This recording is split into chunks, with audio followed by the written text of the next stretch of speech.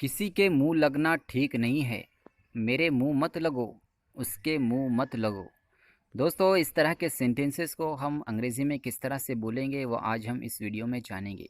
दोस्तों, वीडियो को शुरू करने से पहले अगर आप चैनल पर नए हैं तो चैनल को सब्सक्राइब करें और साथ में बेल आइकॉन का बटन भी प्रेस करें ताकि हमारी आने वाली तमाम वीडियोस की नोटिफिकेशन आपको मिलती रहे। तो चलिए शुरू करते हैं। किसी से बहस करना, किसी से झगड़ा करना, इसको हम आम ज़बान में बोलते हैं किसी के मुंह लगना। इसका अंग्रेज़ी में फ्रेज़ होता है आर्ग्यू विथ। तो चलिए हम इसको एग्ज़ाम्पल से समझते हैं।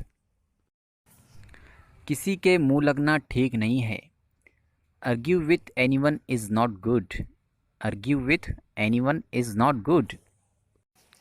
दूसरा सेंटेंस है मेरे मुंह मत लगो। Don't argue with me. Don't argue with me. उसके मुंह मत लगो। अगर फीमेल है तो उसके लिए सेंटेंस यूज़ होगा डोंट आर्ग्यू विथ हर। अगर मेल है तो उसके लिए अलग से सेंटेंस यूज़ होगा जहाँ पर हम हर की जगह हिम का इस्तेमाल करेंगे। Don't argue with him. Don't argue with him.